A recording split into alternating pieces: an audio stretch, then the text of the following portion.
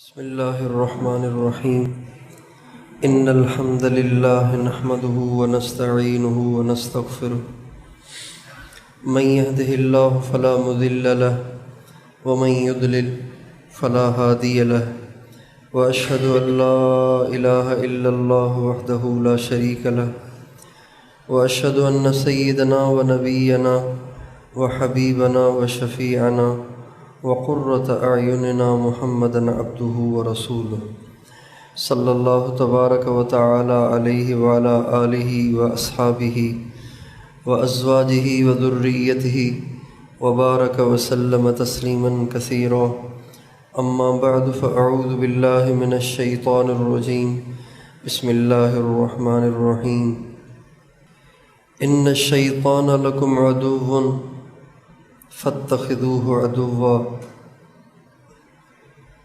سبحان ربك رب العزة عما يصفون وسلام على المرسلين والحمد لله رب العالمين اللهم صل على سيدنا محمد وعلى آل سيدنا محمد وبارك وسلم۔ میرے محترم دوستوں اور بھائیوں، اللہ تعالیٰ نے تمام انسانوں کی آزمائش کے لیے ایک دشمن کو پیدا فرمایا ہے، اس کا نام شیطان ہے،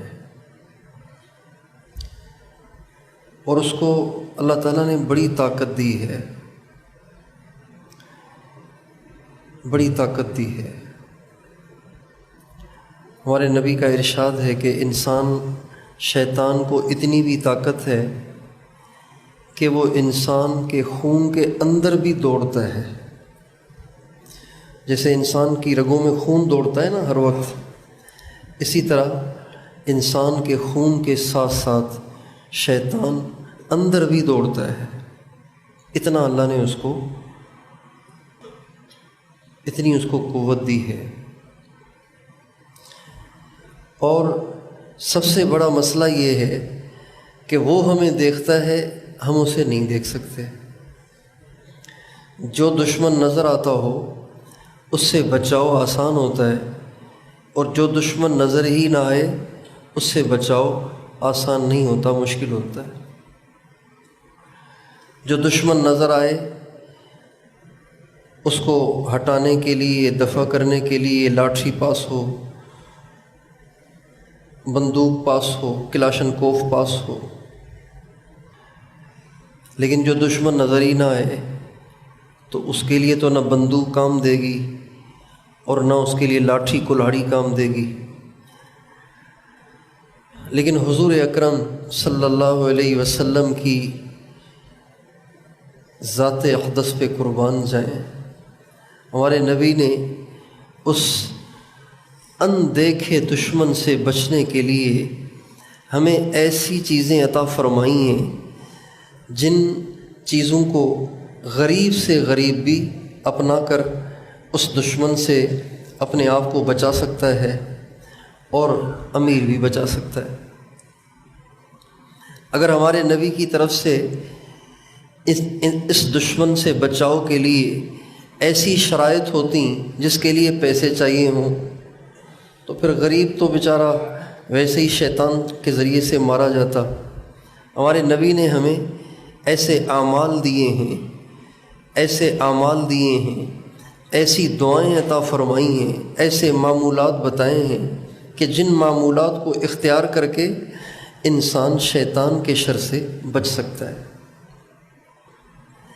اس وقت عمومی طور پر جو دینی طبقہ ہے، دنیا دار طبقہ تو ہے ہی، خاص طور پر جو دینی طبقہ ہے، مدرسوں میں پڑھنے والے طلباء ہیں، یا تبلیغ میں چلنے والے ساتھی ہیں، یا علماء کرام ہیں، یا اور بھی کسی دینی محنت سے تعلق رکھنے والے لوگ ہیں، دیندار ہیں، نمازی ہیں، دین پہ چلنا چاہتے ہیں، عام طور پر وہ شیطانی اثرات کی وجہ سے پریشان رہتے ہیں۔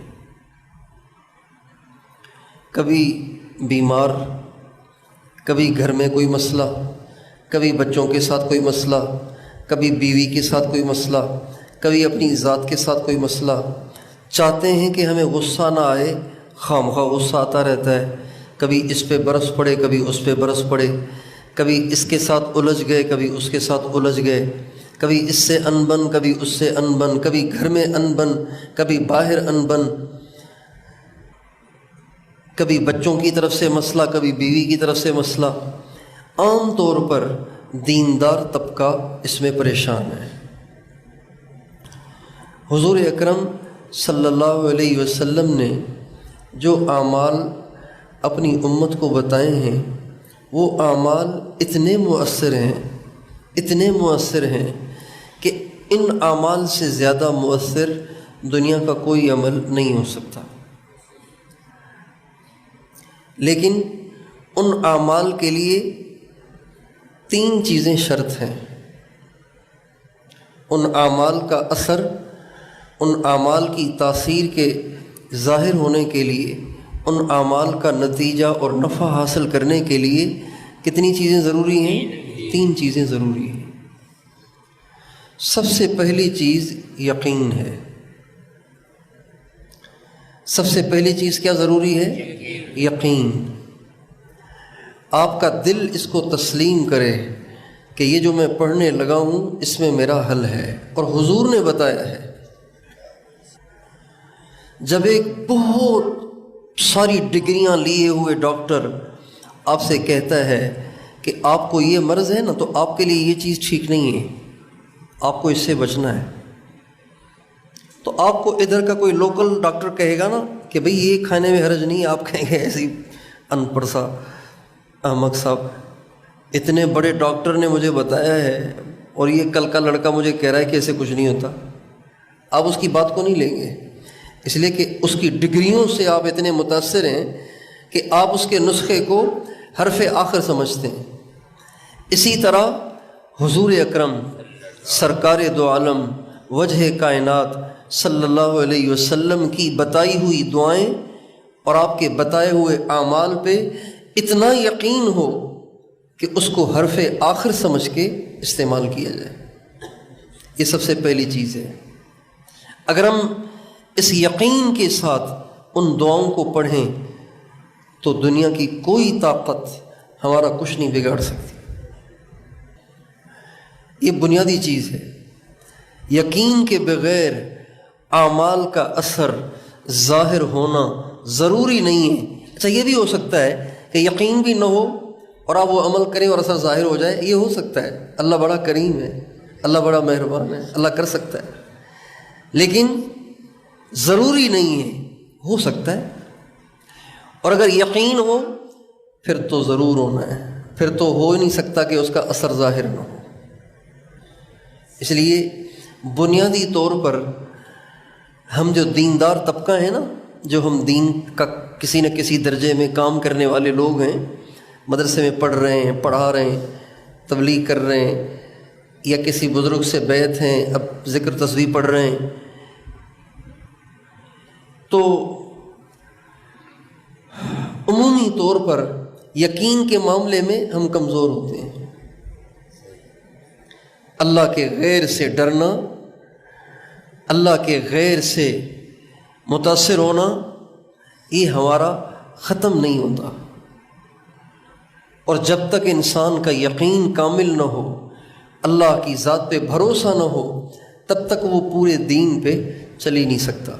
اس لیے مولانا الیاس صاحب رحمۃ اللہ علیہ نے جو تبلیغ میں 6 نمبر رکھے، ان 6 نمبروں میں پہلا نمبر کلمہ نہیں رکھا، یقین رکھا ہے۔ پہلا نمبر کلمہ نہیں ہے، کلمے کا یقین ہے۔ پہلا نمبر کلمہ نہیں ہے، کلمہ تو لفظ ہیں، جبکہ یہ 6 صفات ہیں۔ بھئی پہلی صفت کلمہ تھوڑی ہے، کلمہ تو الفاظ کا نام ہے۔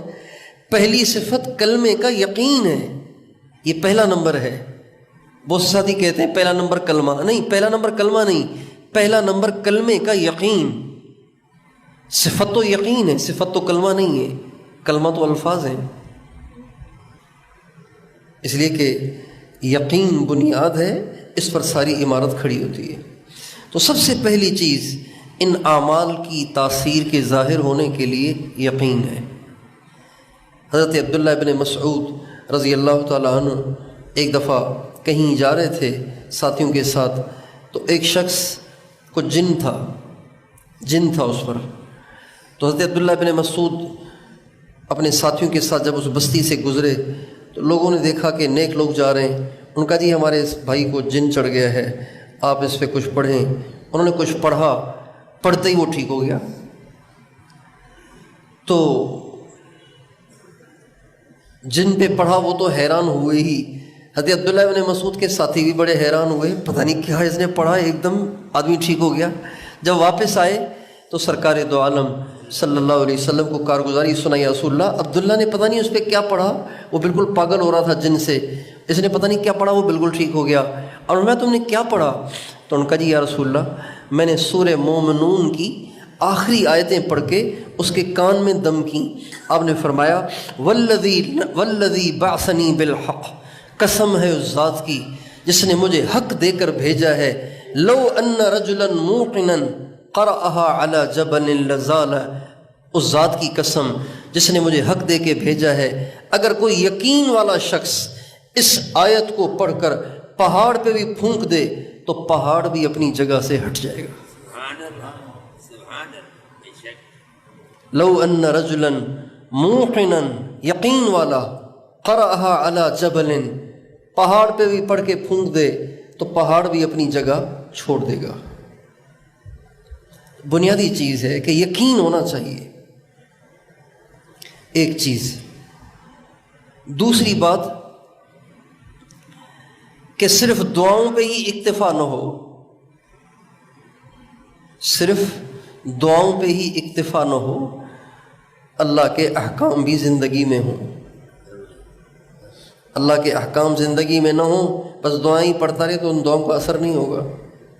نماز پڑھتا نہیں ہے اور صبح شام کل پڑھ کے اپنے اوپر دم کر رہا ہے، کچھ بھی نہیں ہوگا، اس لیے کہ اتنا بڑا جرم کر رہا ہے کہ جس جرم کی پاداش میں شیاطین تو مسلط ہونے ہی ہونے ہیں۔ اس لیے اللہ کے احکام اور فرائض پورے ہوں، یہ دو باتیں ہو گئیں۔ تیسری چیز حرام سے بچتا ہو،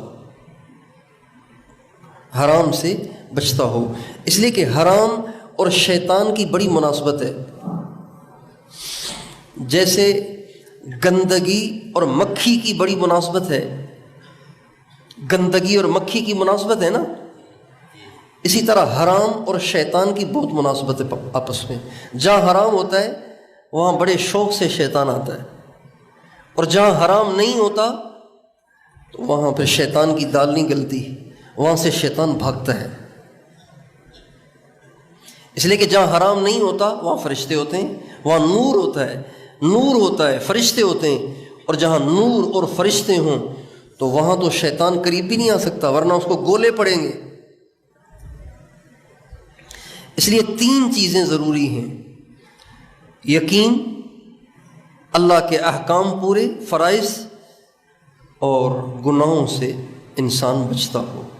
یہ تین کام کر لے، یہ تین کام ضروری ہیں۔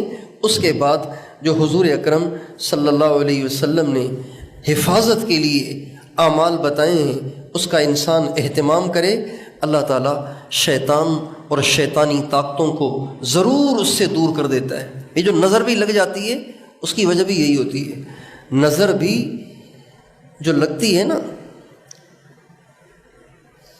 یعنی حدیث میں آتا ہے کہ جب ایک انسان کی کوئی چیز اچھی لگتی ہے نا، کسی کو آواز اچھی لگی، شکل اچھی لگی، قد کاٹ اچھا لگا، کپڑے اچھے لگے، کچھ بھی اچھا لگا، گاڑی اچھی لگی، اور کسی نے اس کو دیکھا اور اس کا دل مائل ہوا اور ماشاءاللہ نہیں کہا، جب یوں ہوتا ہے تو اسی وقت ایک شیطان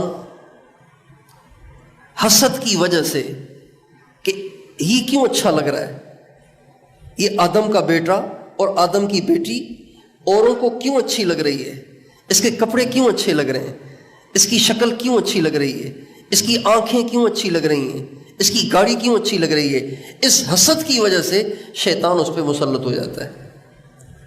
لیکن جب وہ ماشاء اللہ لا قوت الا باللہ کہہ دیتا ہے تو شیطان کو حسد تو ہوتا ہی ہے، لیکن اس کلمے کی برکت سے وہ اس پہ مسلط نہیں ہو پاتا۔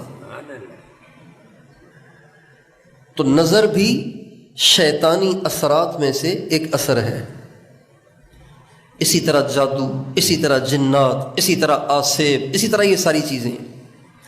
تو اس کا سب سے آسان حل حضور اکرم صلی اللہ علیہ وسلم کے بتائے ہوئے اعمال ہیں۔ انسان اس کا اہتمام کرے، اللہ تعالیٰ بہت آسانیاں فرماتے ہیں اور بڑی برکت ہوتی ہے زندگی میں۔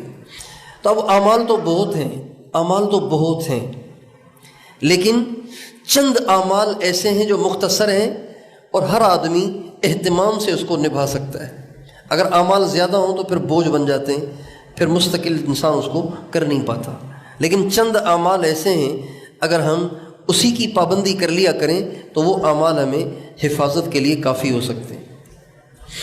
ان میں سے سب سے پہلی چیز وہ آیت الکرسی ہے۔ سب سے پہلی چیز کیا ہے؟ آیت الکرسی۔ آیت الکرسی ہر عورت کو یاد ہونی چاہیے، ہر مرد کو یاد ہونی چاہیے، ہر بچے کو یاد ہونی چاہیے۔ ایک ساتھی نے بتایا کہ میری ماں پہ جنات ہیں، یہ ہیں وہ ہیں، تو میں نے کہا ان سے کہیں آیت الکرسی اور 3 کل پڑھ کے دم کریں۔ کہنے لگے ان کو تو آتا ہی نہیں۔ تو ساری زندگی گزر گئی، بچے جوان ہو گئے، بچوں کی بھی شادیاں ہونے والی ہیں اور آیت الکرسی نہیں آتی، تو پھر تو ہم اپنے آپ کے ساتھ خود ہی ظلم کر رہے ہیں نا۔ آیت الکرسی ہمارے بچوں میں سے، ہماری عورتوں میں سے جس کو یاد نہ ہو آج ہی جا کے یاد کروا دیں۔ آیت الکرسی اور جنات یہ جمع نہیں ہوتے۔ جہاں آیت الکرسی آتی ہے وہاں جنات اپنے بستر گول کر جاتے ہیں، شیاطین اپنے بستر گول کر جاتے ہیں۔ اتنی طاقتور چیز ہے آیت الکرسی۔ تو ایک عمل آیت الکرسی، اس کے پڑھنے کا کیا طریقہ ہے؟ اس کے پڑھنے کا بہت آسان طریقہ ہے۔ 5 نمازیں پڑھتے ہیں نا ہم، سلام پھیرتے ہی ایک دفعہ آیت الکرسی پڑھ کے اپنے اوپر دم کر دیں۔ آیت الکرسی پڑھنا مسنون ہے، دم کرنا یہ مشائخ کا مجرب ہے۔ حدیث میں تو دم کرنے کا تذکرہ نہیں ہے۔ نماز پڑھی، سلام پھیرا، آیت الکرسی پڑھ کے اپنے اوپر دم کر دیں ایک دفعہ۔ 5 سیکنڈ لگیں گے، 10 سیکنڈ لگیں گے آپ کو پڑھنے میں۔ آسان ہے مشکل ہے؟ ہمارے نبی کا ارشاد ہے جو ہر نماز کے بعد آیت الکرسی پڑھ لے اگر تو اب جنت میں جانے سے موت کے سوا کوئی معنی نہیں، بس مرے اور جائے جنت میں۔ تو یہ 5 دفعہ آیت الکرسی ہو گئی، اور ایک دفعہ جب بستر پہ آپ لیٹ جائیں اس وقت پڑھ لیں۔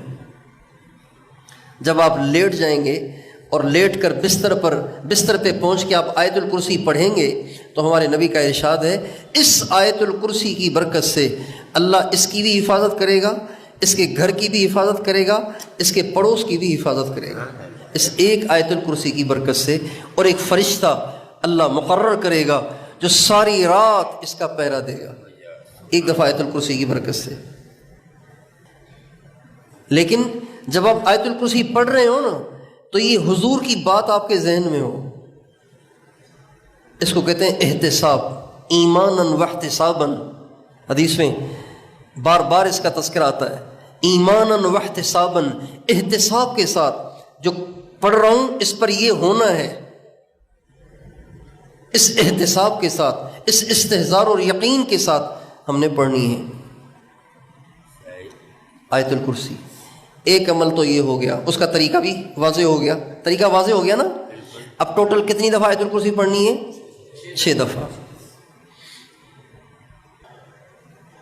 اگر آپ گھر سے باہر کہیں دور ہیں تو اب آپ جہاں پڑھیں گے نا وہاں کی حفاظت ہوگی اور آپ کی حفاظت ہوگی۔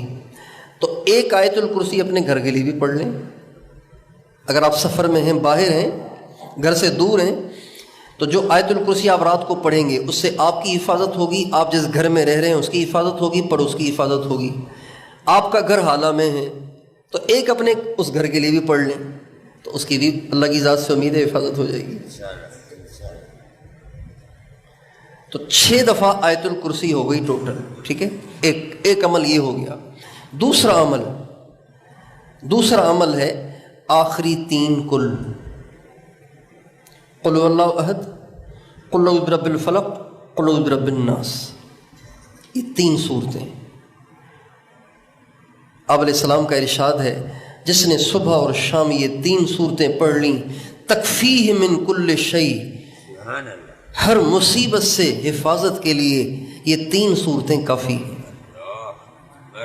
ہر ضرورت کے پورا ہونے کے لیے یہ 3 صورتیں کافی ہیں۔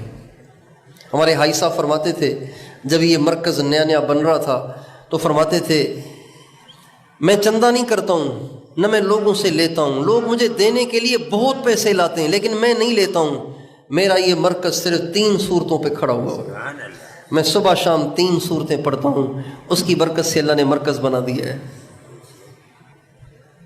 یہ حاجی صاحب فرماتے تھے 3 کل ہمیں پڑھنے ہیں۔ اس کی کیا صورت ہے، اس کی کیا ترتیب ہے وہ بھی سمجھ لیجئے۔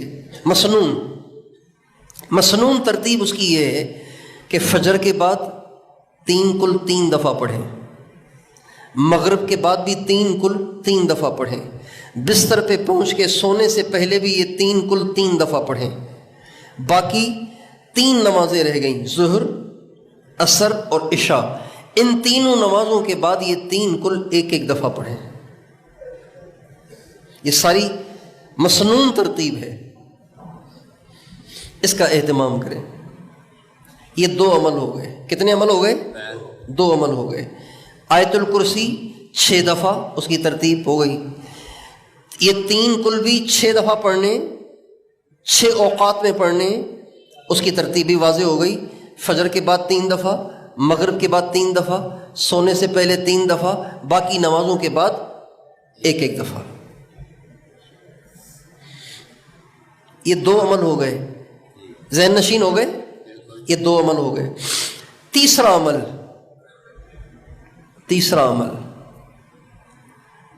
عمل وہ صرف صبح اور شام کرنا ہے، وہ ایک دعا ہے، اعوذ بکلمات اللہ التامات من شر ما خلق، اتنی سی دعا ہے۔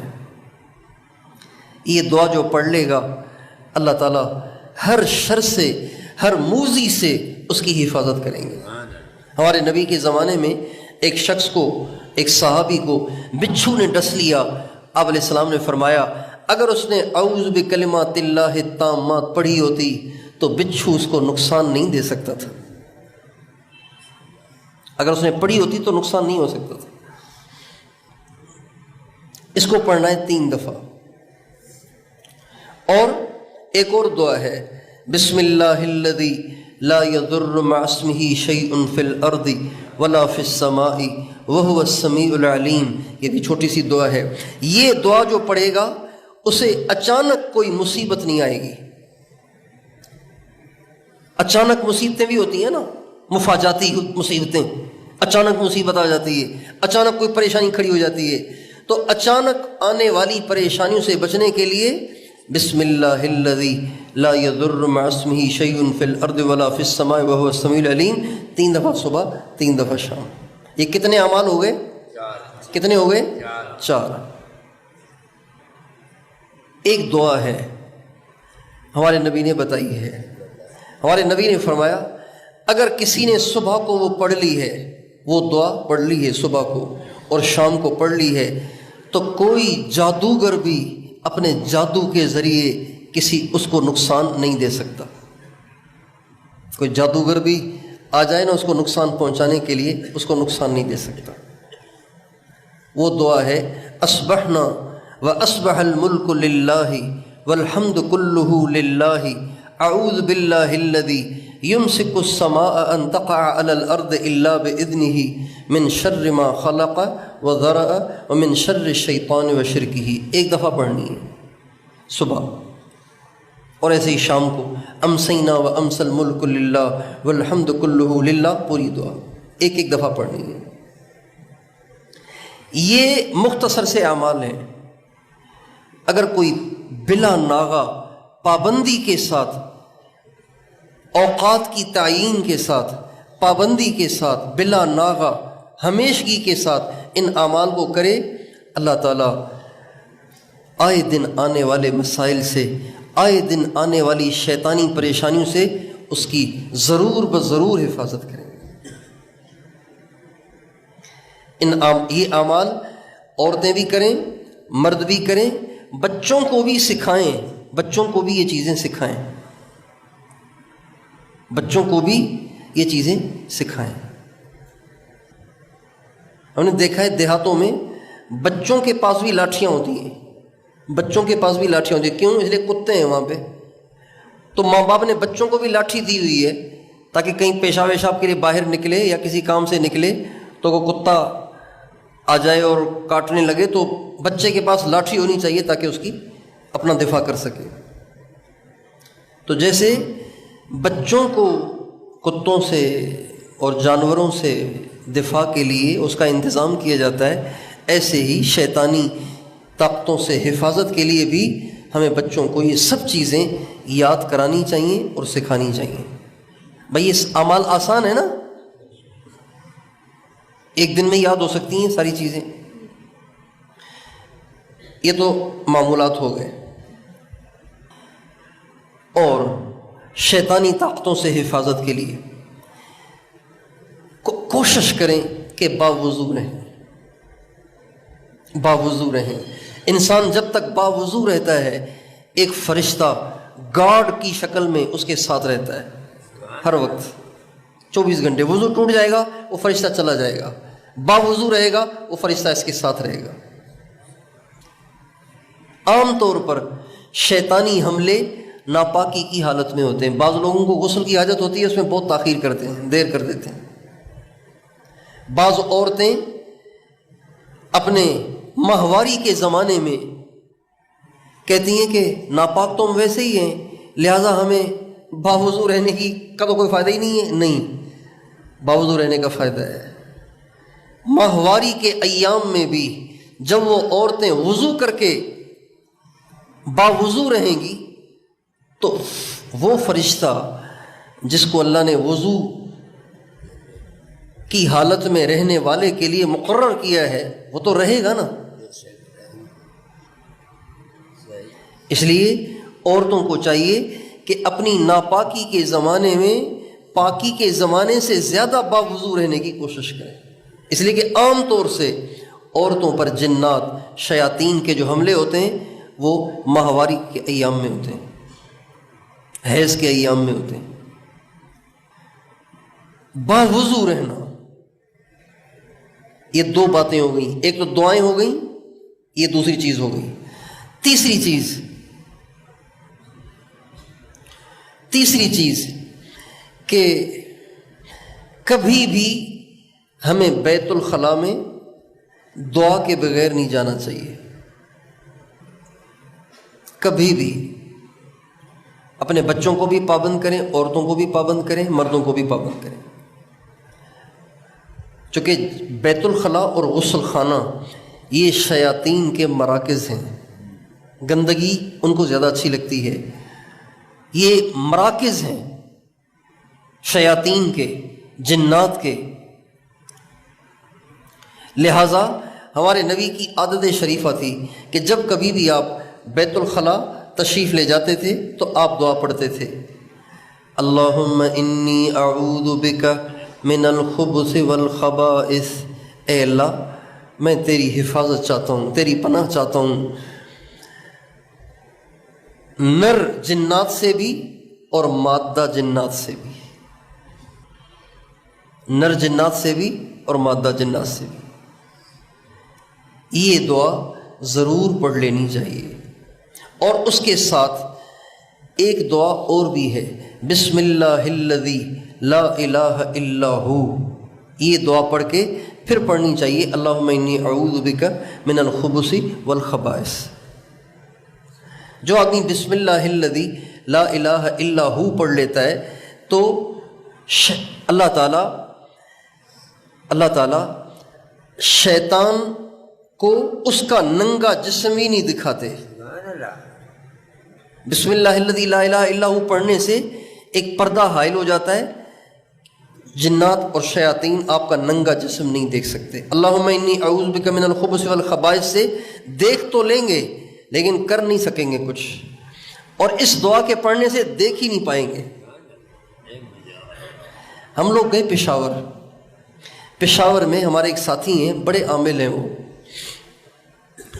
ان کا مدرسہ ہے اس کا بنات کا، تو انہوں نے کارگزاری سنائی، پھر انہوں نے رائے میں بھی کارگزاری سنائی، پھر رائے کے بزرگوں نے بہت چلایا اس کارگزاری کو، کارگزاریوں میں ہدایات میں بہت مشہور ہو گئی وہ، تو مجھے تو انہوں نے خود سنائی اس عامل نے، کہنے لگے کہ ہمارے مدرسے میں ایک لڑکی پڑھتی تھی، نوجوان لڑکی پڑھتی تھی، اس پہ جنات آ گئے۔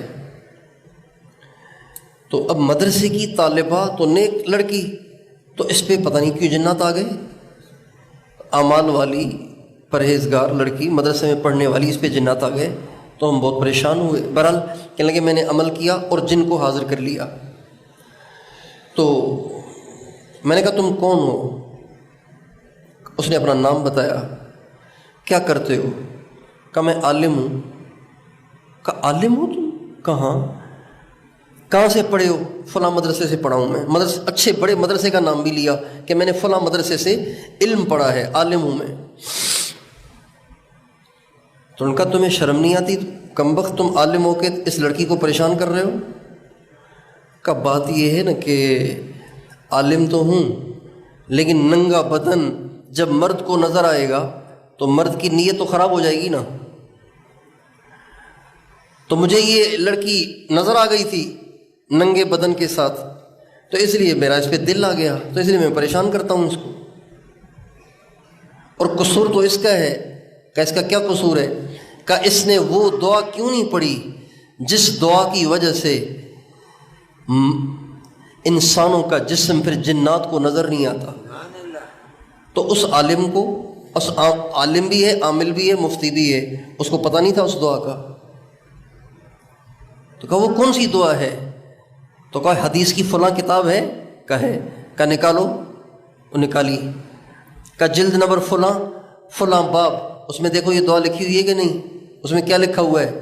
اور واقعی اس میں وہ دعا لکھی ہوئی تھی کہ جب انسان بسم اللہ الذی لا الہ الا ہو پڑھ لیتا ہے تو یہ دعا حائل ہو جاتی ہے، پردہ بن جاتی ہے جنات اور انسانوں کے درمیان۔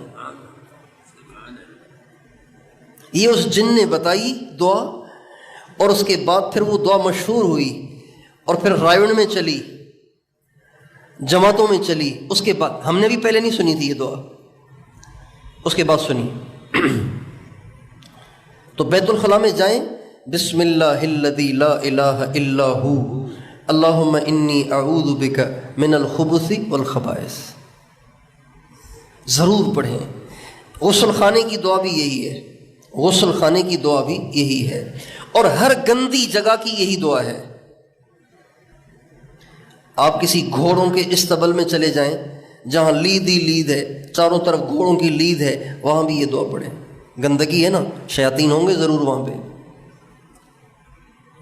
جہاں گندگی کا ماحول ہے وہاں یہ دعا پڑھنی چاہیے۔ اور تفسیر مظہری میں لکھا ہے کہ جب وضو ٹوٹ جائے تو وضو ٹوٹتے ہی یہ دعا پڑھنی چاہیے، وضو ٹوٹتے ہی یہ دعا پڑھ لینی چاہیے۔ چونکہ بیت الخلاء میں بھی وضو ٹوٹتا ہے، بیت الخلاء میں بھی وضو ٹوٹتا ہے نا، تو آدمی یہ دعا پڑھتا ہے۔ تو اس کے علاوہ بھی کبھی وضو ٹوٹ جائے تو جب تک انسان وضو کرے تب تک ایک دم یہ دعا پڑھ کے اپنے آپ کو حصار میں لے لے، حفاظت میں لے لے، اللہ کی حفاظت میں آ جائے۔ اس کا اہتمام کرنا۔ کتنی باتیں ہو گئیں؟ کتنی باتیں ہو گئیں؟ دعائیں، اور ایک تو دعائیں بتائیں، اور کیا؟ باوضو رہنا، اور تیسرا یہ بیت الخلاء میں دعا کے ساتھ جانا، غسل خانے میں دعا کے ساتھ جانا، یہ ہو گیا، 3 ہو گئی۔ چوتھی بات، اپنے گھر میں کوئی ایسی چیز نہ رہنے دیں جس کی وجہ سے حفاظت کے فرشتے نہ آئیں۔ اگر آپ حفاظت کے فرشتے خود ہی بھگا دیں گے تو پھر جنات اور شیاطین تو آئیں گے۔ حفاظت کے فرشتے بھاگ جاتے ہیں اس گھر سے جس گھر میں میوزک ہو، جس گھر میں کتا ہو، جس گھر میں تصویر ہو، اور ایک روایت میں جس گھر میں جنبی ہو، جنبی حالت جنابت والا ناپاک آدمی، یہ چار جس گھر میں ہوں گے اس گھر میں حفاظت کے فرشتے نہیں ہوں گے۔ اب جب حفاظت کے فرشتے جو آپ کے گارڈ اللہ نے مقرر کیے ہیں وہ نہیں ہوں گے تو پھر چور تو گھسے گا نا، چور تو آئے گا۔ تو یہ چند چیزیں ہیں حفاظت کے لیے، اگر ہم اس کی پابندی کریں گے اللہ تعالیٰ ہمیں بری نظر سے بھی بچائیں گے، برے اثر سے بھی بچائیں گے، اور دین پہ استقامت دیں گے۔ ہم دیکھتے ہیں کہ ہمارے بہت سے ساتھی اچھے خاصے چل رہے ہوتے ہیں، تبلیغ کر رہے ہیں، مدرسے میں پڑھ رہے ہیں، اعمال کر رہے ہیں، ایک دم ان کی کیفیت تبدیل ہو جاتی ہے اور نماز چھوڑ دیتے ہیں، مدرسہ چھوڑ دیتے ہیں، اور دل نہیں لگتا کسی چیز میں، آگے چل کے داڑھی بھی منڈا دیتے ہیں، ٹوپی بھی اتار دیتے ہیں اور آگے پیچھے ہو جاتے ہیں۔ تو یہ سب شیطانی اثرات ہوتے ہیں جس کا سد باب ان کو کوئی بتاتا نہیں ہے اور پھر وہ بیچارے محروم ہو جاتے ہیں۔ تو اس لیے ہمیں اس کی کوشش کرنی چاہیے کہ ہم اپنی حفاظت کا خود انتظام کریں اور اپنے نبی کے ان بتائے ہوئے اعمال کا اہتمام کر کے اپنی حفاظت خود کریں گے انشاءاللہ کوشش۔ اللہ تعالیٰ مجھے اور آپ کو عمل کرنے کی توفیق عطا فرمائے۔